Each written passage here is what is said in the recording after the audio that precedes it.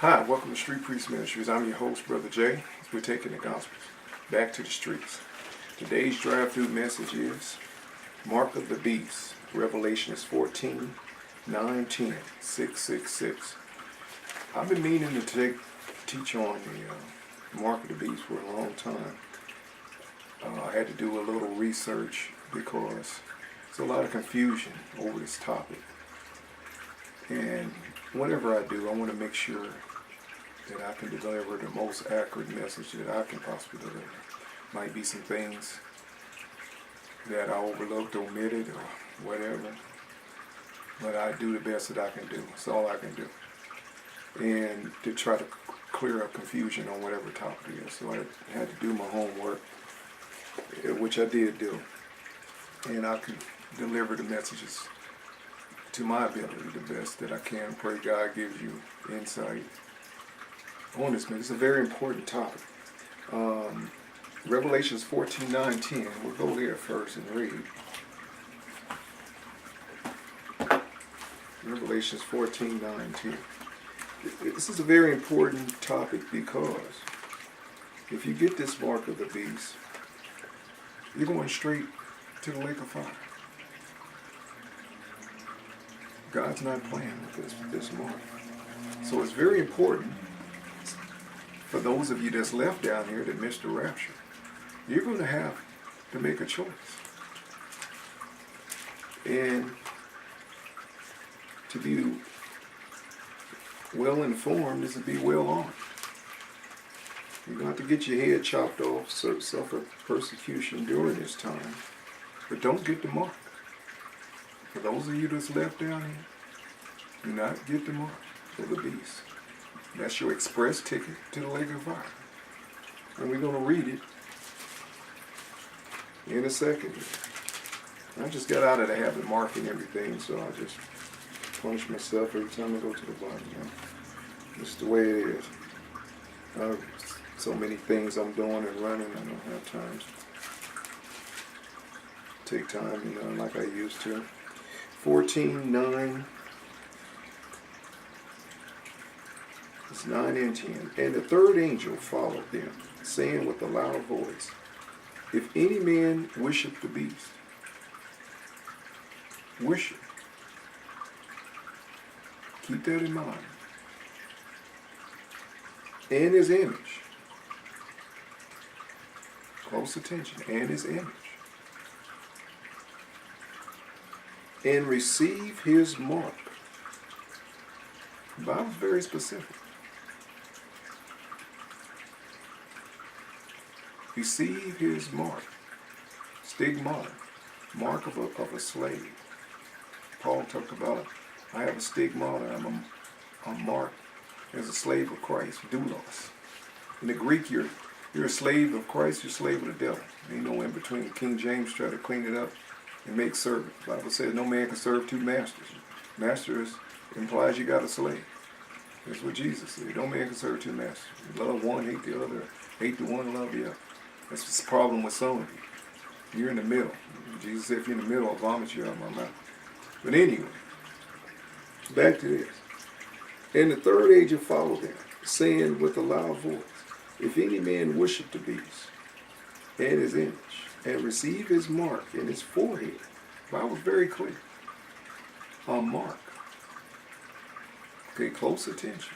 A brand, a stigmata. So it's something that you can see. That's called axiomatic, self-evident. Something you can see. Sometimes it's just good to read the Bible as it is. So that's why there's a lot of confusion, especially over prophecy. People can't tell when the Bible is using a metaphor, or when it's actually what it said is, or some type of symbol. The Bible kind of pretty much is very clear when you study the Scripture and God's Word. It's a pattern. You ain't got to super spiritualize, metaphorize everything. It says right here, receive a mark in his forehead or in his hand. A mark, a brand, a stigma. Something visible that lets you know the slave belongs to this master. And the master's the Antichrist. The whole world is going to be enslaved by the Antichrist. with a brand, a stigma. I'll prove it in a minute. The same shall drink of the wine of the wrath of God. I don't think you want God's wine and his wrath either. Which is poured out without mixture into the cup of his indignation. You get the full max of God's wrath. Who wants that? That's what lake of fire is. Lake of fire is 1,000 times, maybe a million. I don't know, worse than hell. And so God gave me a brief tour of hell, and I had no intention of going back. But I can't imagine a lake of fire. Just going to hell was enough. Hell as it is. I get my series on hell. I done did a lot of teaching on hell, bar none. Jesus taught 2/3 more on hell than he did hell. Hell is a reality, my friend. I suggest you don't go there. But anyway, and this is an expressway to get here. This is worse. You're going to a place many times worse than here. Lake of fire. There's nobody in the lake of fire right now. Everybody's going to be judged and thrown in it. Hell is going to go into the lake of fire. The same shall drink of the wine of the wrath of God, which is poured out without mixture into the cup of his indignation. And he shall be tormented with fire and brimstone in the presence of the holy angels and in the presence of the Lamb, Christ. Christ is the Lamb. All right, so we started out on a very bad note for the world. The whole world's going to wander after this beast. The Bible made it clear in Revelation. Only be a handful that resists. And you're going to have to go through some torture, my friend. Now, back to the mark of the beast. That's the title of this. Let's look at this mark. Let's see what the Bible has to say about a mark. We're going to go to Leviticus 21:5. So turn to Leviticus 21:5.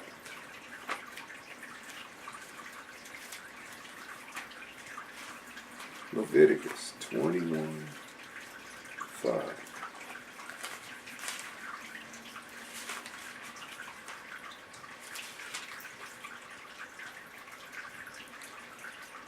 Now this is God speaking. This is his word. Now, Brother Jay, God's about to talk about tattoos. Brother Jay do not like tattoos. I just don't like graffiti on my skin. Never have. Everybody that know me personally know that about me. For one, it changed my mind too much. Why would I put some on the edge, some on my skin, and I don't like it 3 or 4, 10 years later? So why did I do this? I get drunk in a bar or something.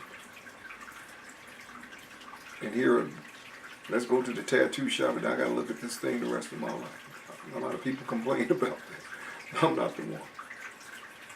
You make those kind of irrational decisions about my body. All right, this is how God feels about tattoos. Some of you are going to be very shocked. Some of you got Christian tattoos. Well, I've seen people with Jesus tattoos on the image. Just to see how God feels about it. They shall not make baldness up on their heads. What he's talking about is cutting the corners of your head off to make the sun dance. That's what the pagan priest did. Symbol of the sun god on your head. They shall not make baldness up on their head, neither shall they shave off the corners of their beard, nor make any cuttings in their flesh. Cuttings is tattoos. That's what he's talking about. When you get a tattoo, they're etching, cutting your flesh, etching an image into your flesh. That's the mark of the beast, is that's going to be a tattoo.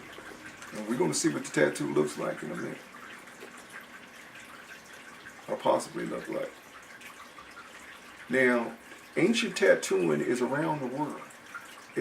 Tattooing is a pagan, heathen. That's why God told his people not to do it. Bloodletting ritual. It's a bloodletting ritual. It symbolizes something. When you etch something in your sin, you're speaking to the spirit realm. You're communicating with the spirit realm that you belong to whatever that entity that people tattooed for various reasons. different cultures, they would put their gods or their demonic gods or symbols of what they felt was protection, or to identify their particular tribe or people, or it could have been some type of what's the word I'm looking for?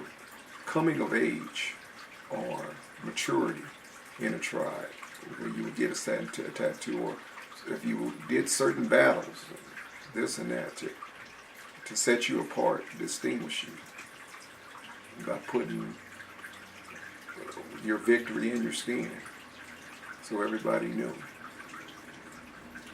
But it's basically identifies with the demonic realm, just point blank. I don't know how to explain it no other way too.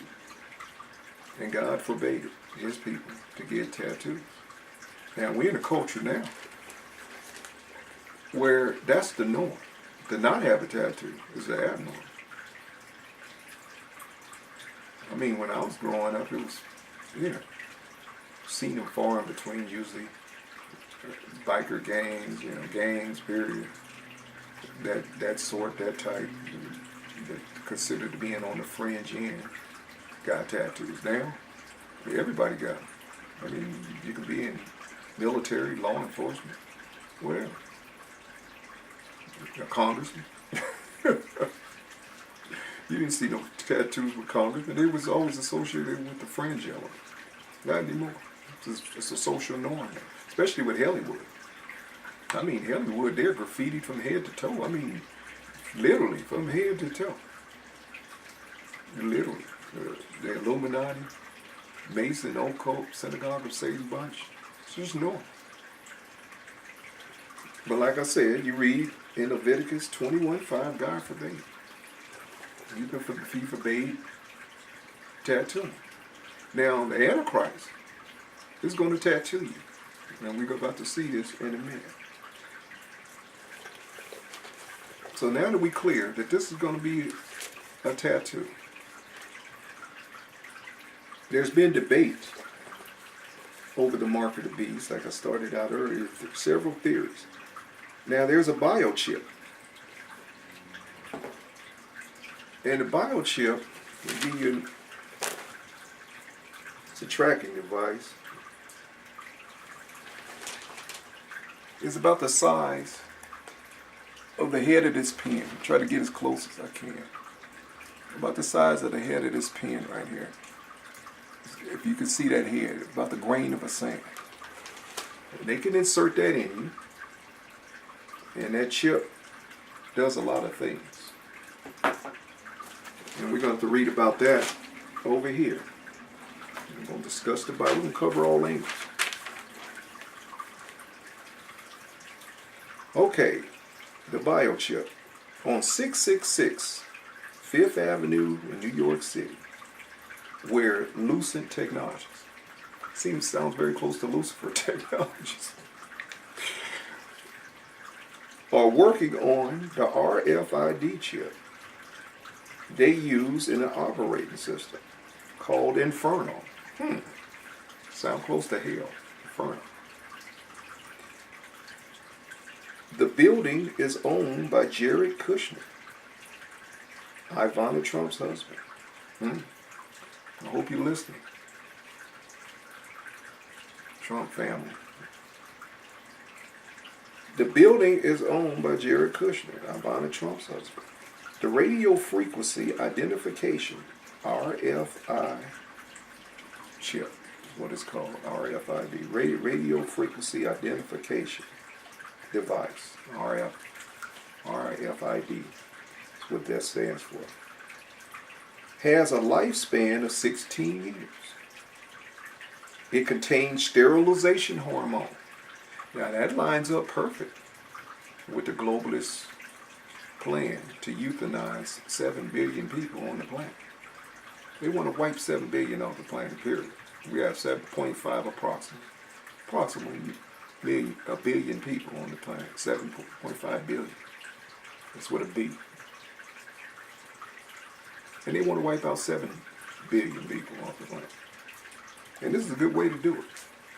I believe this in a combination of the killer vax shot that they're going to probably have some, let loose some infected mosquitoes and make it mandatory you get this killer vax shot.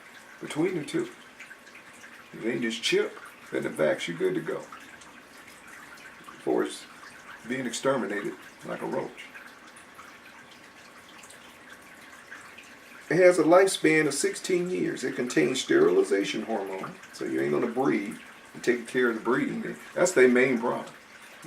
These useless eaters keep breeding. They breed like bunny rabbits. Well, when you're broke, it ain't much to do but sex. So sex, you're going to produce kids more than likely. Contains a sterilization hormone. Excuse me as I butchered this one up. Levonorgestrel. That's close. Levonorgestrel. It will be used for depopulation. That sounds like something that would sterilize you. Levonorgestrel. Sounds like a good chemical there to make sure you don't produce any kids. It will be used for depopulation, to track your movement. GPS, your butt anywhere. It'll find you anywhere. Purchasing records. The Bible says, what does the Bible say? You can't buy or sell unless you have the mark of the beast. Everything is going to be encoded in this chip. But I got another twist to this in a minute, so hold on. It will be sent to a computer system. Oh, yes. AI. This is where AI and all this technocratic prison planet, technocratic, polyoctagonal prison planet kicks in. This whole one world system, everything tied to the beast computer. They got a beast computer in Brussels. It's supposed to be able to keep track and a record of everybody and everything on the planet. It's all making sense now. This is where AI comes in. Sophia.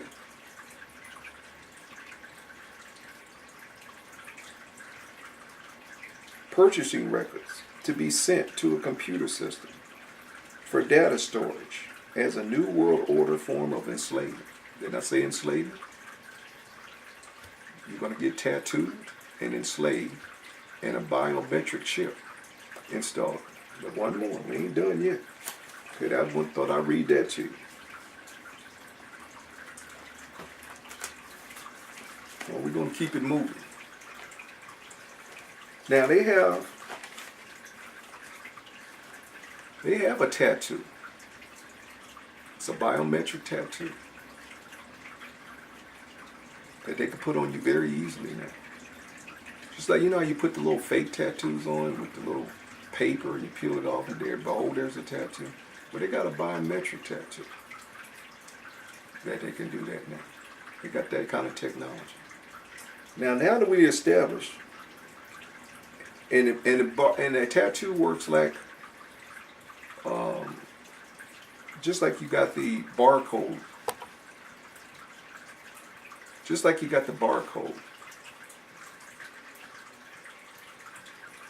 on merchandise. It can scan and all the information come up. It's a biometric tattoo. They can scan you and all your information come up. That's a mark. They can do it that way. Now that we established the technology, and that could be a combination of all this. They could put the little grain of a sand chip inside you, the biometric tattoo, for the outer marking of bondage, showing bondage and enslavement to the Antichrist. His brand, his stigma, a brand, like he would a slave. He's enslaving the whole world. So now it makes sense. It could be a combination of all this. So nobody's actually wrong in saying they just got a piece of the puzzle. You put the whole puzzle together, it makes sense. Now that we got to ask, well, what would this stigmata look like possibly? What would this brand look like? And who's doing the branding? Now, some of you, this is going to be shocking because a lot of you have been mistaught, especially by bad authors of books about Europe being the beastly empire and all that. That's wrong. You're going to have, and it's happening right in front of your eyes right now. I'm going to give you just a brief synopsis of history, very brief. A lot of you are going to start doing your own homework and your own research. And I just do enough to hopefully stimulate your interest to start looking into history and reading books. That's why some of you are so ignorant, you don't read. You depend on other people and other sources instead of opening books up and doing your own research. The libraries are full of books. And when you read those books, you can glean from them authors who they glean from. And it goes on and on. That's how you acquire critical thinking skills. So you can formulate your own ideas and not depend on others, including me. I don't want you depending on me. Yeah, you go do the homework and research yourself. I just hopefully stimulate you to do it. That's all I'm in the business of doing. I'm a champion against the dumbing down Agenda 21 program that drive people to critically think once again. Think for themselves. Do your own homework. All right. Now, we're in the age of what's being called now a caliphate, or a revising of the Ottoman Empire. Now, if you don't know what the Ottoman Empire is, go do your homework and look it up. Muhammad, in the 6th century, swept across the Middle East, Europe, 25-year campaign all the way to the Pyrenees Mountains of Spain, branding people with Islam. And what is Islam? You got to ask yourself. Well, I have something shocking for you because a lot of you don't know your history. The Jesuits, spawn of Satan, spawned Islam. Islam is of the Jesuit order, which is of the Vatican. Plenty of proof in their own records on both sides of this. It's nothing new. If you do your homework and research, you will discover it. It's hidden in plain sight. And all Islam is the ancient occult, revised with all the symbols. Allah is the moon god. It's the symbol of the ancient occult. They got the sun and see that star and crescent moon symbol of the sun and the crescent moon. The ancient occult, sun worship, moon goddess worship, ancient Nimrod, Semiramis, Tammuz worship, the ancient occult. Now, give my teaching. Got a video where I deal with that specifically, and the symbols, the ancient occult. That's not the topic. Just letting you know. That's all Islam is. And the Ottoman Empire had what's called a crest or a crescent. And we're going to look at this crescent because and by the way, Turkey has the same crescent, which is Turkey is leading the way. I believe, and others believe, that the Antichrist is more than likely going to come out of Turkey. Turkey was the seat of the Ottoman Empire. Turkey is Istanbul. Constantinople and Istanbul is the same, where Alexander the Great set up the Eastern, came from the Eastern Empire, portion of the empire.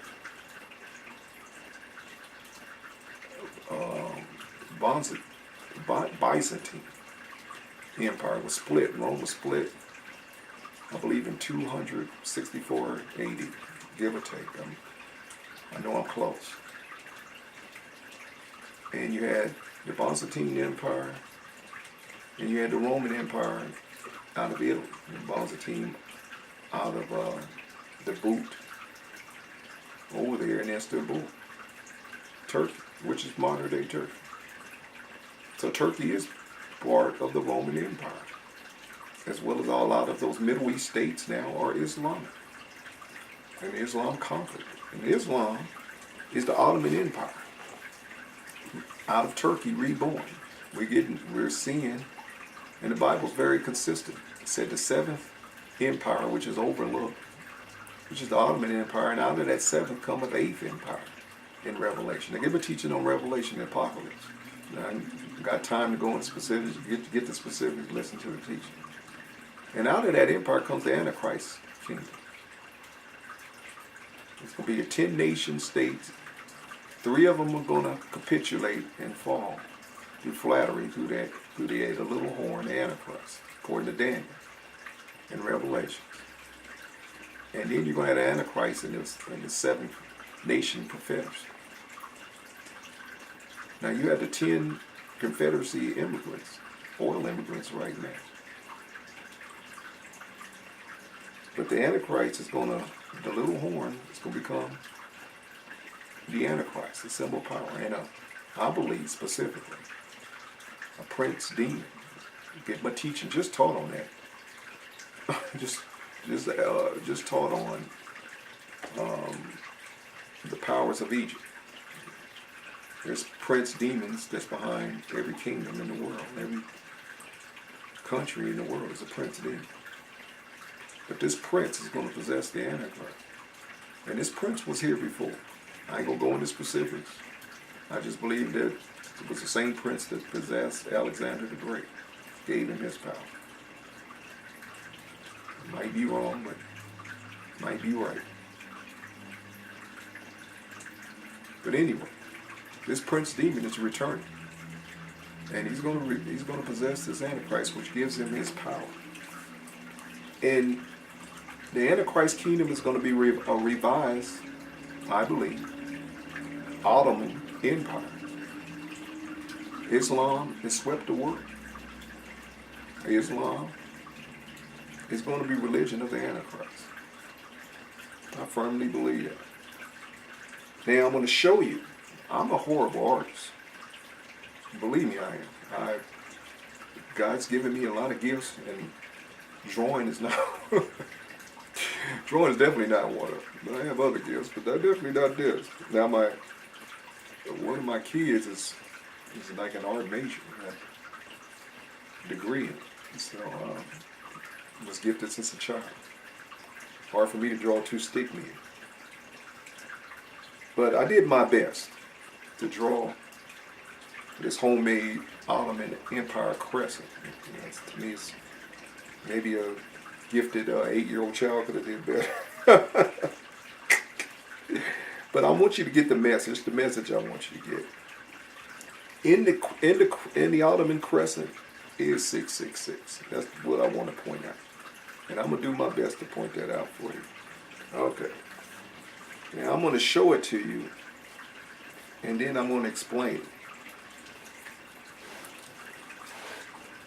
Now this is the crescent. I don't know. This is the crescent right here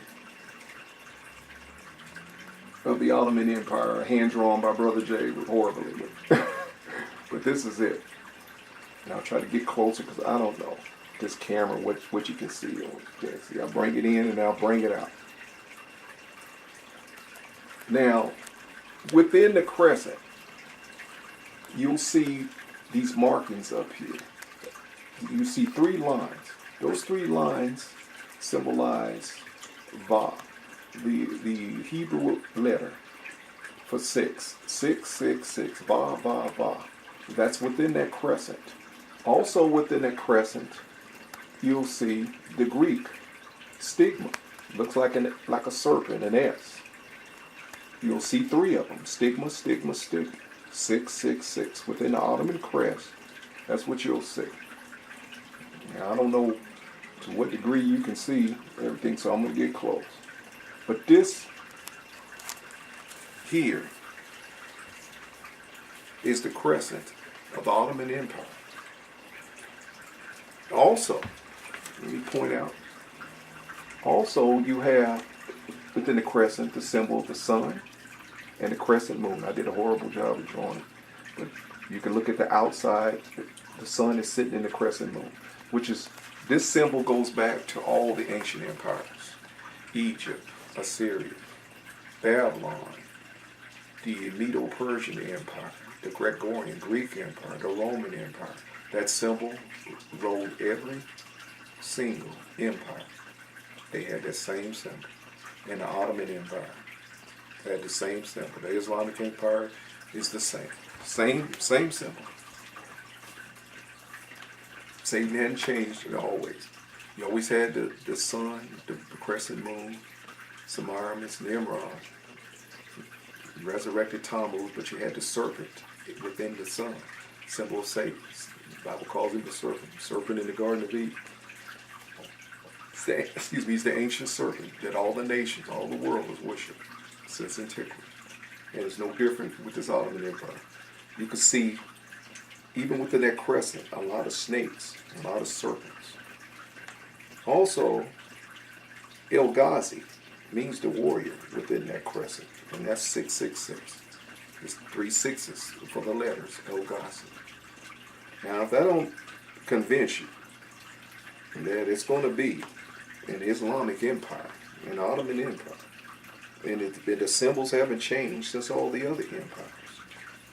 You got the Pope running over there now. All he's doing, he's a Jesuit Pope. The Jesuits spawned Islam.